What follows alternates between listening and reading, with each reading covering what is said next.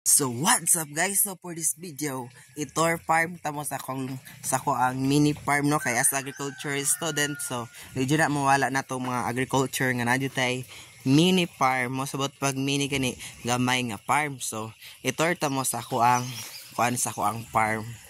So sa ko ang farm guys, natay kuan diri, natay ka ng batong di rin ako ito ganang scientific name ha, basta kay na ko'y batong diri. Then dagko na siya mo, pwede na jud siya na tumautan. Then sa mga mangayo dira, comment lang mo ha nga kay natay dagang batong diri. Turok na jud siya sa kaluoy sa akong pagpaningkamot og tanom, nanaghan na jud akong batong. Then napugoy ka ng sili diri nga tag-as, nara sili na nga tag-as, napugoy daghan. Then ako pong talong kay hilig man kay tagtalong no, so mo karon pa pug ko nang sugod-sugod og tanom sa akong talong bag nang ginabukan na ako, limpyo na gyud. Gusto man puta mo ka og saging, so mo nang nagtanom pug ko og saging. So dili lang gyud kana imong makita sa ako ang mini farm no, napuntay sangig dire or kanang ipampahumot nato sa ato ang kuno, sa tuang mga tanom or sa tong mga pagkaon nga utan. Napuntay ka ng palya or ampalaya in Tagalog. Ay bilat, di na binakog na ibitin. Cool ba gamay, naradagan kita ka ng sangig diri no. So sa mangutana day kung unsaon pagtanom sa sangig, so kini iyang laya nga dahon nga gitawag na to flowers sa mong sangig, mura ni mo ang ihabod dayon, yung murang ikatag din sa imong area. Den mga 3 to 5 weeks motorok na siya. So pirani naidaghang na norok, di ba? Mo na siya ang maong seedling sa maong kaning kaning sangig. So i-farm tour jud tamo sa ko ang maong sa ko ang mini farm, kay indot jud ni kay akong farm karon.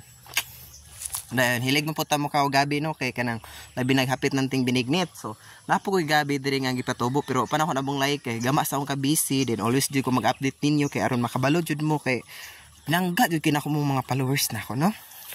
Then pohon-pohon po na ako nga makapakita ko ninyo.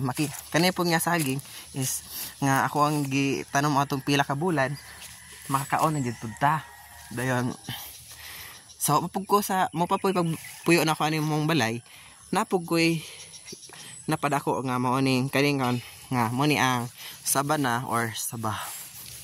Then basing gusto po ta mo ka og lubi no, kay butong manang sugod na po tagtanom, kay dali naman po na mabuhi ng ato ang tanom. So napuwi gitanom diri nga kanang gagmay nga sibuyas gani. Nalimot ko unsay ngalan to, basta kay nakatanom na ko diri.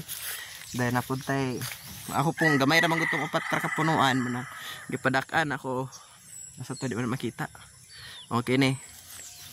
Dahil napuntay kapayas dito sa unahan. Dako jud ni ako ang mini farm no. Dahil napuntay babuyan dito pero kuan pa to kanang wa pa jud nagkadimao to ang babuyan. So naputay bisol ha, natay bisol.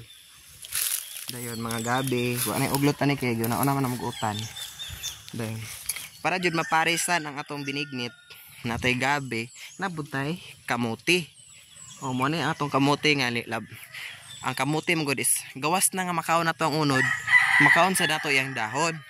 Daghang makaralit ana sa mga mahilig og apay kanang nindot sa apayon ba, pero tumoy ha ang uglot sa maong kamote mo ato ang angay kay apay. Di ba dingon ko ninyo nga pila ka bulan. So nara sa atong basta maghago mo ka, makitaan jud nato atong kanang maghago mongod ka, basta maghago jud ka makakuan jud tanan jud tendency nga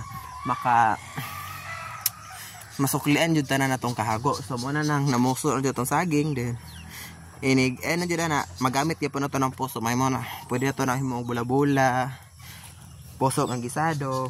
Malay makaingon ta nga buti pa yung masaging may puso no. So nara di lang kikamote, naputay ka ng galay diri. Then naputay ka ng tubo. Dagko na tang tubo, ipakita niyo ha ang tubo kay dako namang gani atong tubo. Nara mo na siya tubo, di na siya kumpay ha, tubo na. Sa mga manakaila tubo gagmay lang siya, kay wa mo gud nako siya, it's organic mode siya, makaingon ta organic kanang mga ditag organic, wala jud siya abono. Then kung makita po nato tanan yung palibutan ni puros kasagbutan wala di nag-farm. So makaingon jud ta nga organic siya kay wa man taga-apply og fertilizer. Muna makaingon jud ta nga organic ang ato ang tanong. Pero wa po siya natrabaho sukad.